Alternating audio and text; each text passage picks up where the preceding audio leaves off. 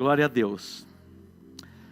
Abra sua Bíblia, Evangelho de João, capítulo 3, versículo 16. João 3,16. Estamos iniciando esta série. João 3,16. Este é um dos versículos mais conhecidos do mundo cristão. Eu acho que até aqueles que não são cristãos conhecem esse texto. Diz assim: porque Deus amou o mundo de tal maneira que deu o seu Filho unigênito para que todo aquele que nele crê não pereça, mas tenha a vida eterna. Vamos ler juntos? Vamos lá, 1, 2, 3. Porque Deus amou o mundo de tal maneira que deu o seu Filho unigênito para que todo aquele que nele crê não pereça, mas tenha a vida eterna. Mais uma vez.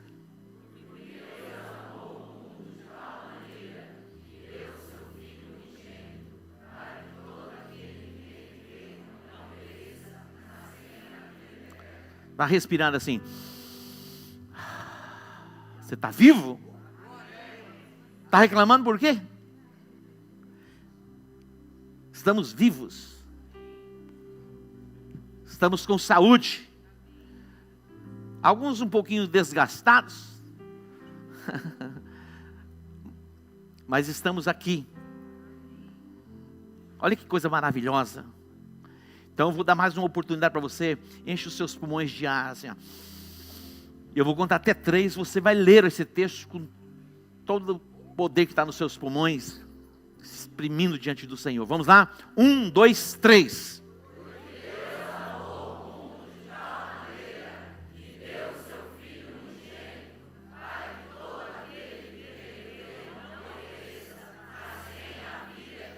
Uau, glória a Deus. Eu fui transportado para a minha infância. Na escola bíblica dominical, a gente decorava os textos. E esse texto, ali vendo o Dr. Paulo Grotti fazendo assim, fez parte, né, Paula? Extraordinário. Hoje nós estamos aqui, o Levi chegou e ele olhou assim: o que é João 3,16? E a Marisa trouxe a memória, ele citou o versículo. Tem 6 anos. Talvez muitos aqui não nasceram em um lar evangélico e tiveram pouco contato com a Bíblia.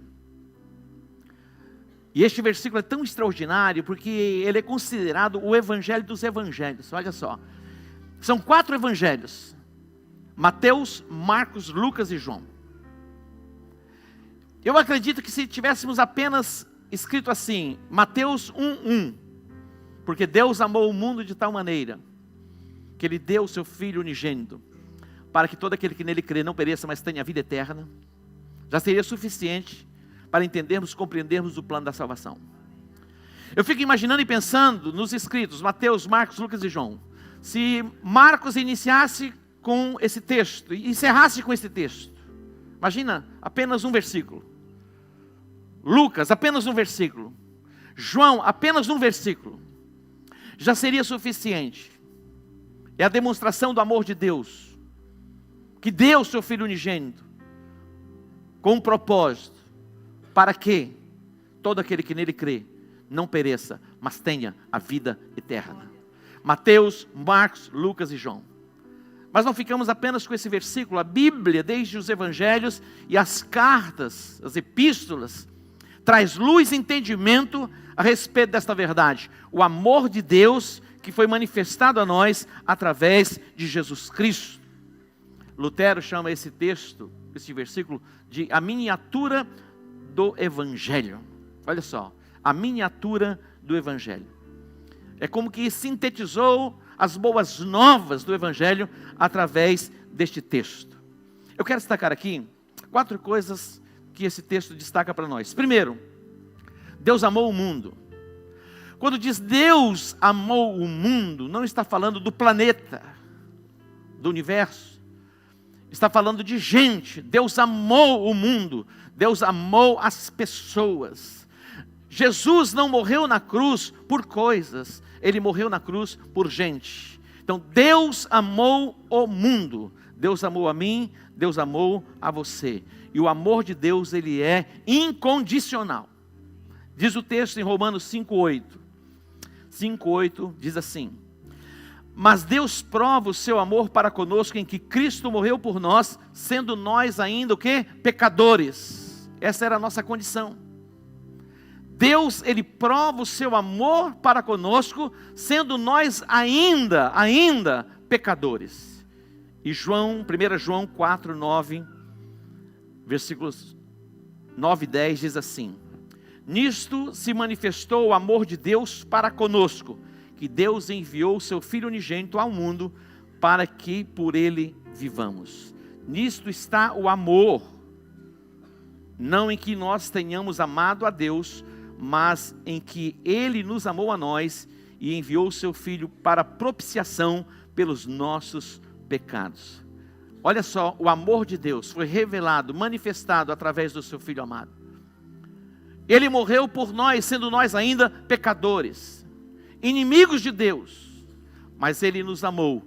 E este amor, antes mesmo da fundação do mundo, vai ser revelado e manifestado através do seu Filho Jesus Cristo. Não foi a cruz que gerou o amor de Deus, mas a cruz, na verdade, revela o amor de Deus derramado sobre as nossas vidas. A cruz revela a dimensão do amor de Deus por nós, sendo nós ainda pecadores e inimigos de Deus. 1 João 4, 8, a parte B diz assim, resume, Deus é amor. Diga comigo, Deus é amor. Segundo lugar, entregou o seu Filho unigênito. Deus poderia ter dado este planeta tão extraordinário para ter o homem de volta. Deus poderia tomar todo o ouro, toda a prata e ter comprado-nos. Mas não foi através do ouro, não foi através da prata, não foi através do universo. Ele nos comprou com um propósito, voltarmos para a sua presença, através do seu Filho amado, Jesus Cristo. Romanos capítulo 8, versículo 32, Romanos 8, 32, diz assim, Romanos 8, 32, porque aquele que não poupou o seu Filho, o seu próprio Filho, mas por todos nós o entregou, será que não nos dará graciosamente com ele todas as coisas? Aquele que não poupou o seu próprio Filho, mas o entregou por nós. Interessante, Romanos 7, 5, 7, diz assim, dificilmente alguém morreria por um justo. Olha só, dificilmente alguém morreria por um justo. Quem ousaria morrer, assumir o lugar de alguém, mesmo sendo justo? É possível que nós tenhamos ousadia e coragem para morrermos por um filho, e mais ainda por um neto. É possível, mas o texto está dizendo que dificilmente alguém morreria por um justo. É interessante porque, pensando em neto, quem tem neto aqui? A maioria que não tem neto, e quem não tem neto não entende quando a gente fala de neto. É impressionante, algumas pessoas fala de neto, mas no dia que você tiver um neto, meu irmão, você vai saber o que é um neto. Aí sim, você vai falar, poxa, esse apóstolo é xarope demais, todo domingo ele fala a respeito desses netos. É porque você ainda não tem neto, por isso que você fica chateado. Mas no dia que você tiver um neto, meu irmão, é uma coisa diferente. Quantos aqui ainda desejam ter netos? Neto é a coisa mais maravilhosa do mundo. Sabe por quê? Porque você pega eles na sexta-feira, na segunda-feira você entrega para os pais.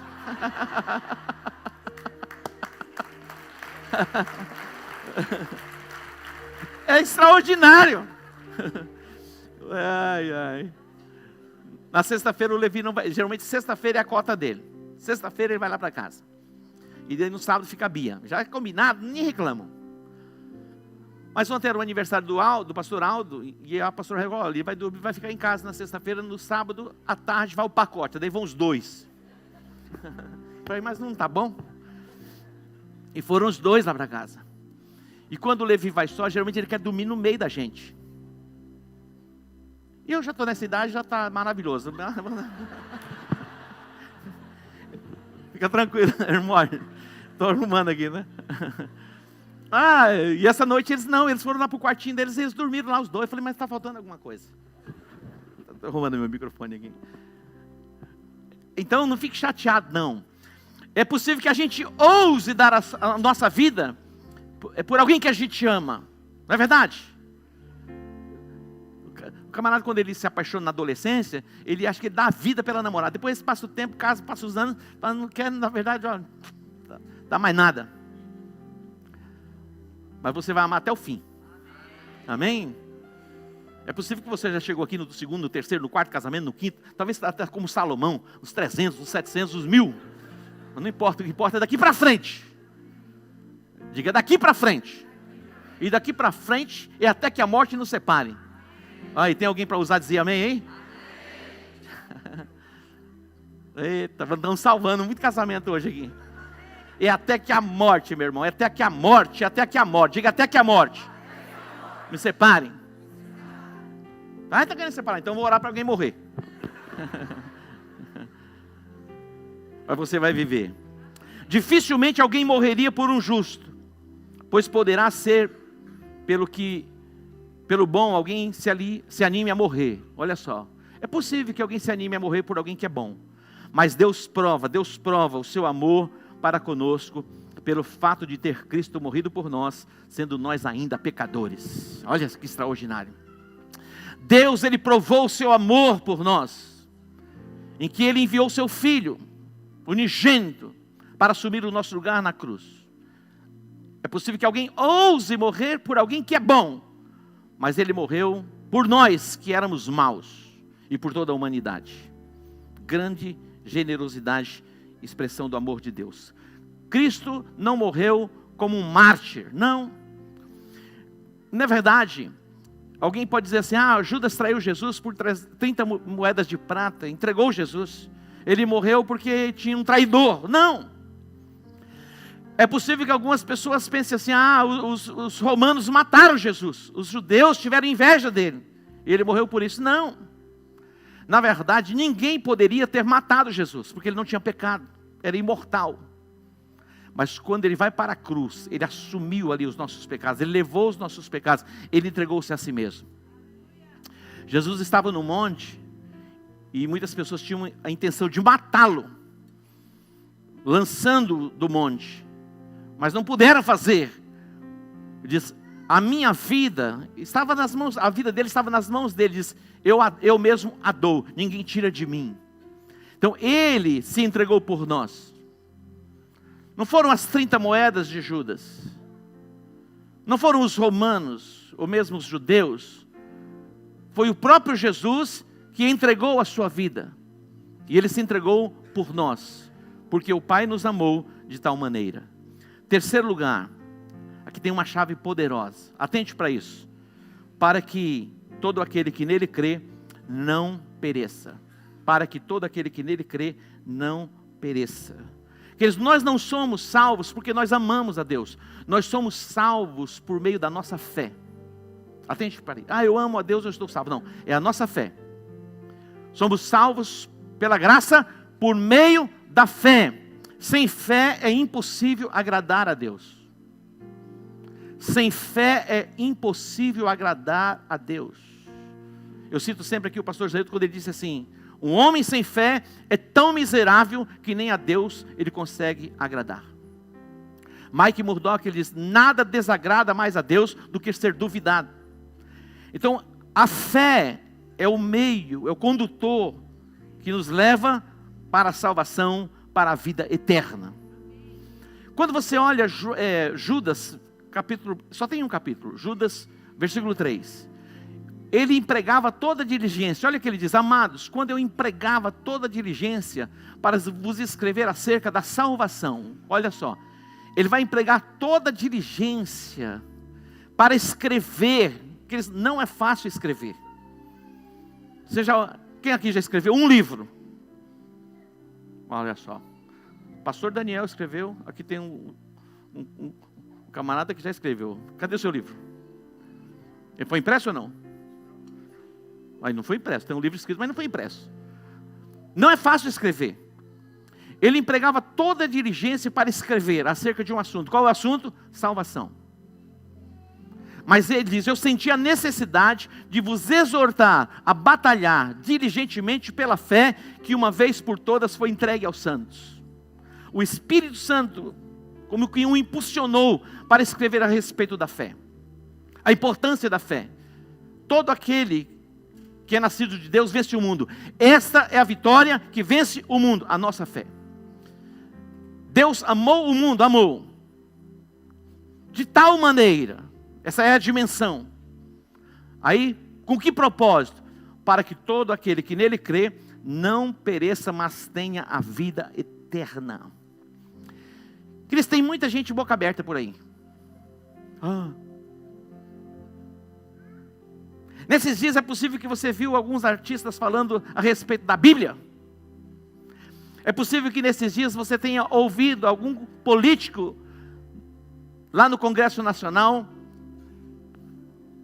Pode ir mexendo aqui, não tem problema não. É possível que você tenha, obrigado filho. É possível que você tenha ouvido. E hoje jornalistas questionando os textos bíblicos. E algumas pessoas do nosso contexto são contaminadas a ouvirem essas pessoas questionando alguns textos bíblicos. E começam a brotar dúvidas nos corações quanto à veracidade da palavra. O que não vai faltar nesses dias são questionamentos a respeito da nossa fé. Porque Deus amou o mundo, Ele amou o mundo. Ele deu o seu Filho unigênito, Ele deu o seu Filho unigênito. Nós sabemos disso. Para que todo aquele que o ama tenha vida eterna? Não. Para que todo aquele que nele crê não pereça, mas tenha o quê? A vida eterna. Quando nós olhamos para as Escrituras, nos dias de Noé não chovia sobre a face da terra. Deus chegou para Noé e disse: Noé, faz o seguinte, começa a preparar uma arca. E Deus deu a ele as medidas da arca. Porque virá um dilúvio sobre a terra. A Bíblia diz que Noé foi divinamente avisado das coisas que não existiam e viriam a existir. Observe comigo o texto. Hebreus capítulo 11, versículo 7. Atente para esse texto. Diz: pela fé Noé, divinamente instruído acerca de acontecimentos que ainda não se viam, e sendo temente a Deus, aparelhou uma arca, construiu uma arca. Para quê? Para a salvação de sua casa, pela qual condenou o mundo e se tornou herdeiro da justiça que vem da fé. Não chovia sobre a face da terra. Caía como que um orvalho. Mas Deus disse: Noé, virá um dilúvio sobre a terra. Constrói uma arca para a salvação da sua família e de todos aqueles que crerem. A Bíblia diz que Noé foi pregoeiro da justiça. 1 ano, 2 anos, 10 anos, 20 anos, 30 anos, 40 anos, 50 anos, 100 anos. Mais de 100 anos construindo a arca. E falando já o que iria acontecer. O que as pessoas diziam? Esse velho ficou louco. Não é possível, nunca existiu e não vai existir nada igual ou semelhante àquilo que ele tem falado. Quando ele concluiu a arca, que os animais entraram na arca, a Bíblia diz que Noé fechou a arca por dentro e Deus fechou a arca por fora. Mas, de repente, os céus começaram a ficar escuros. Começaram os trovões, os relâmpagos, e começou a cair a água. A água descia dos céus e a água brotava da terra. 40 dias e 40 noites. 3 dias de chuva, 4 dias de chuva sem parar, já é um problema. Como fica o Pantanal lá, Sérgio? Alagado. Campo Grande, em qualquer cidade. Se nós tivermos 3, 4 dias de chuva sem parar, quase que inunda tudo. 40 dias. Eu fico imaginando, mas cadê o amor de Deus? Noé fechou por dentro. Eu acredito que se Deus não tivesse fechado por fora, talvez o Noé dissesse assim: quero que você me aqueça nesse inverno e que vocês que estão de fora vão para o inferno. Mas eu não diria isso. É a música do poeta. Mas a arca foi fechada por dentro, por Noé, e por fora, por Deus. Mas Deus não é amor? Deus é amor. E Ele nos amou de tal maneira que Ele deu o seu Filho unigênito. Para quê? Para quê? Para que todo aquele que nele crê. Aqui está a chave. Todo aquele que nele crê não pereça. Essa palavra perecer é o que? Ter a vida interrompida. Em Cristo Jesus nós passamos da morte para a vida. Nós estamos a um passo da eternidade, a um passo da eternidade. Hoje nós estamos aqui saudáveis, cheios de vigor, mas ninguém sabe o amanhã. Outro dia eu estava conversando com uma pessoa, ela falou, acho que eu estou com dengue. As plaquetas baixaram. Como diz a ex-presidente, a mosquita. Mosquitinho. Imagina. Todo aquele que nele crê não pereça, mas tem o quê? A vida eterna. Diga, vida eterna. Interessante, existe uma doutrina, que é o universalismo, que diz assim, olha, quando você morrer, tudo acabou. Acabaram os sofrimentos, acabaram as dores, acabaram o choro, acabaram tudo. E no final das contas, quando você morrer, o amor de Deus é tão grande, que ninguém vai perecer. Mas isso é uma doutrina falsa, é uma heresia. A Bíblia fala a respeito de um homem que ele morreu e foi para o seio de Abraão.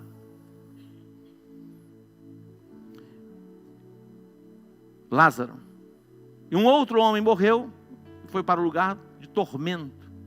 Ele diz assim, eu estou em tormentos. Foi assim, ó. Morreu, um foi para o seio de Abraão. Outro morreu e foi para o lugar do tormento. É o que a Bíblia diz. E na concepção de alguns, debaixo dessa influência maligna, que artistas estão como que teólogos, questionando a veracidade da palavra, muitos políticos, e tantas outras pessoas, tudo que o diabo quer é confundir você. Mas você pode dizer assim, chegou tarde, porque a minha fé é inabalável. O tal do Tomé disse assim, eu só acredito se eu ver. E Jesus ressuscitado diz, então toca aqui, Tomé. Deus é tão extraordinário que Ele prova o seu amor. E Ele provou o seu amor por nós, sendo nós ainda pecadores, em que Cristo morreu por nós na cruz do Calvário. Pela graça nós somos salvos, por meio da fé. Por isso que Judas escreve, combate o bom combate da fé. Paulo diz, combate o bom combate da fé, toma posse da vida eterna. Se existe um bom combate, bom para nós combatermos, é o bom combate da fé. Essa convicção, essa certeza esteja no seu coração. Nós fomos transportados do império das trevas para o reino do Filho do seu amor. Queridos, tudo que passamos neste mundo é momentâneo. E a recomendação é que nós não fiquemos como que atentando para as coisas que são visíveis, mas para as que são invisíveis. A Bíblia diz, se nesta vida nós vivemos simplesmente por esta vida, sem essa perspectiva da esperança futura, nós seríamos os mais miseráveis dentre os homens. Mas a nossa esperança, ela não será frustrada. Isso fala da vida eterna. Para nós que estamos em Cristo Jesus, a morte física não é o fim. Na verdade, é um começo, um recomeço. Entramos na eternidade, não depois da morte física, mas já entramos na eternidade no momento em que acreditamos e que cremos em Cristo Jesus. Deus enviou o seu Filho unigênito. Para quê? Para que todo aquele que nele crê não pereça, mas tenha a vida eterna. E a vida eterna está em uma pessoa, e essa pessoa se chama Jesus. Diga, eu creio que Jesus Cristo é o Filho de Deus, que morreu na cruz e ressuscitou ao terceiro dia. Cristo, Ele é o pão que desceu do céu. Ele é o pão que sacia a nossa fome. Ele é a água que nos descedenta. Cristo é o Cordeiro de Deus, e como que veio para assumir o nosso lugar na cruz do Calvário. Todo aquele que nele crê não vai perecer, mas vai ter o quê? A vida eterna. Você crê com o coração, você confessa com a sua boca, você recebe a salvação. Porque Deus amou o mundo de tal maneira, que deu o seu Filho unigênito, para que todo aquele que nele crê não pereça, mas tenha vida eterna. A serpente lá no jardim do Éden plantou uma semente de engano no coração da mulher. Adão e Eva. Na verdade, Eva foi enganada. Adão sabia o que ele estava fazendo, não foi enganado. Mas foi seduzido, fascinado. Que nada tire a sua convicção a respeito da salvação e a respeito da vida eterna. Que absolutamente nada nesses dias em que recebemos tantas informações, são horas e horas e horas e horas de informações que recebemos todos os dias. Tire a nossa convicção de que Deus nos amou. E não foi um amor qualquer, um amor incondicional. Ele assumiu o nosso lugar na cruz do Calvário. Jesus morreu por nós, pagou um preço pela nossa redenção e pela nossa salvação. Que esta convicção esteja no seu coração. Que você prossiga para o alvo, rumo ao prêmio da soberana vocação que está em Cristo Jesus. Olhando firmemente para Jesus, o autor e o consumador da nossa fé. O qual pelo gozo que lhe estava proposto, suportou o quê? A cruz. Olha o que a Bíblia diz. O qual pelo gozo que lhe estava proposto, suportou a vergonha, a ignomínia da cruz. Nós passamos por este mundo e suportamos algumas provas e provações e tribulações.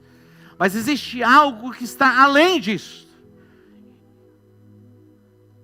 Combate o bom combate da fé. Toma posse da vida eterna. Não troque a sua salvação por nada deste mundo. A salvação, você entra nesse processo agora. Fala da eternidade. A Bíblia fala a respeito de Esaú, e Esaú foi profano, porque ele trocou o direito da primogenitura por um prato de lentilha. Diz, não sejais profano como foi Esaú, o qual trocou a primogenitura por um prato de lentilha. O que é primogenitura? Primogenitura é algo que diz respeito ao futuro. Quando o pai morre, o filho primogênito assume o governo, tem autoridade e porção dobrada sobre a casa. Mas ele estava com fome e o irmão dele fez a proposta, dizendo, olha, vende o direito da primogenitura. Ele falou, que me serve primogenitura? O que me importa é o presente. Existem alguns prazeres deste mundo que são tão passageiros e rápidos. Não troque os prazeres deste mundo, que são tão passageiros, pela eternidade. A Bíblia diz que aquele que nasceu de novo não vive pecando, e o maligno não lhe toca. João ele escreve dizendo assim, olha filhinhos, eu vos escrevo para que não pequeis, mas se porventura pecardes, é um acidente o pecado. Tem gente que tem hora marcada, amanhã está a hora, eu estou o encontro marcado com o pecado. Mas o natural é como que fosse um acidente de percurso. Mas ele diz, olha filhinhos, eu vos escrevo para quê? Para que não pequeis, mas se porventura vocês pecarem, nós temos um advogado diante de Deus, a saber, Jesus Cristo. E ele diz mais, se confessarmos os nossos pecados, ele é o quê? Fiel e justo para perdoar os pecados e nos purificar de toda injustiça. Hoje está começando a semana. Qual é a sua cota de pecado da semana? Não tem cota. Ah, eu já usei a minha cota. Não, você não vai usar essa cota, não tem cota. O salário do pecado é o quê? A morte. Mas o dom gratuito de Deus é o quê? A vida eterna. Batalhem diligentemente pela fé que uma vez por todas foi entregue ao Senhor. Porque por meio da fé, fomos salvos pela graça, nós somos salvos pela graça por meio da fé. Isso não vem de nós, é dom de Deus. O apóstolo Paulo, quando ele chegar no final da sua vida, ele vai dizer assim, olha, combati o bom combate, acabei a carreira e guardei a fé. Jesus disse, porventura, quando vier o Filho do Homem, achará fé na terra? Qual a resposta você vai dar para ele? Porventura, quando vier o Filho do Homem, achará fé na terra? A Bíblia diz que a fé sem as obras, ela é morta. A Bíblia diz que o diabo, ele teme, ele acredita em Deus. Ele treme, mas não obedece. A fé caminha alinhada com a obediência. A fé de Noé levou Noé à obediência em construir a arca para a salvação. A fé de Moisés levou Moisés a sacrificar o cordeiro lá no Egito e passar o sangue nos umbrais e nas vergas das portas, para que na noite em que o anjo da morte passasse, visse a marca do sangue. Fé sem obras é morta. Mostra-me a tua fé por meio das tuas obras. A Bíblia diz que o diabo, ele acredita em Deus, ele crê. Ele estremece, mas ele não obedece. A nossa fé é uma fé de obediência. Nós cremos, nós falamos e nós obedecemos. Nós ouvimos, nós cremos, nós confessamos e nós praticamos a palavra de Deus. Por quê? Porque Deus nos amou de tal maneira que Ele deu o seu Filho unigênito, para que todo aquele que nele crê não pereça, tenha a vida interrompida, mas tenha o quê? A vida eterna. Interessante, nas lápides tem sempre alguns textos, principalmente os americanos usam muito isso, o brasileiro já nem usa tanto. Mas essa expressão do apóstolo Paulo: combati o bom combate, acabei a carreira e guardei a fé. A fé não é para uma semana, a fé é para a vida toda e nos conduz para a vida eterna. Então, quando um jornalista questionar a veracidade da palavra, você vai dizer: chegou tarde. Quando um artista questionar os textos bíblicos, achando que tem que reescrever a Bíblia, você vai dizer: chegou tarde. Quando aqueles políticos lá em Brasília tentarem mudar a Constituição, denegrindo a palavra de Deus, você vai dizer: chegou tarde. Eu sei em quem eu tenho crido, e eu sei que Ele é poderoso para guardar o meu depósito até o dia final. Ide por todo o mundo, pregai o Evangelho a toda criatura. Quem crê e for batizado, será salvo. Preste atenção, vou encerrar. Os obreiros já estão vindo para frente e falaram assim: apóstolo, está na hora de encerrar. Você viu? Um dia, Lúcifer, ele era o anjo de luz, andava sobre pedras afogueadas. Nasceu um sentimento no coração dele nos céus, para se tornar igual a Deus e assumir como que o lugar de Deus. Foi lançado por terra. Ele trouxe consigo 1/3 dos anjos. Deus fez algo tão extraordinário. Criou o homem à sua imagem e semelhança, e colocou este homem no melhor lugar, o Éden. Deus se manifestava, Deus se revelava ao homem, todos os dias. O homem se deleitava na presença. Que eles não têm paz se não for na presença de Deus. Você pode estar no melhor lugar deste mundo, mas se Deus não estiver presente, é um vazio. Mas aquele mesmo Lúcifer, em forma de serpente, chegou para Eva e disse assim: Eva, não é bem assim. Não é desse jeito que Deus disse. Sabe por que Ele disse que vocês não deveriam comer do fruto da árvore, do conhecimento do bem e do mal? Porque Ele sabe que no dia em que vocês comerem, vocês se tornarão iguais a Ele. Meu irmão, foi o suficiente para colocar dúvidas no coração da mulher. Despertou. Tudo que o diabo quer nesses dias, através das mídias, dos telejornais e de pessoas, é colocar uma dúvida no seu coração quanto à sua fé, questionando a sua fé. Vai ficar, você pirou o cabeção? Como que pode você ir a uma igreja para ouvir alguém dizendo, e você ainda vai lá consagrar o seu dízimo, sua oferta? Isso é loucura. Faz sentido? O que você mais vai ouvir nesses últimos tempos é o que? São questionamentos a respeito do que a Bíblia diz. Mas você precisa ter o quê? A convicção. Por isso que Judas escreve. Eu estava escrevendo a vocês acerca da salvação, que é um tema importante. Mas eu senti a necessidade de vos escrever a batalharem diligentemente pela fé, que uma vez por todas foi entregue aos santos.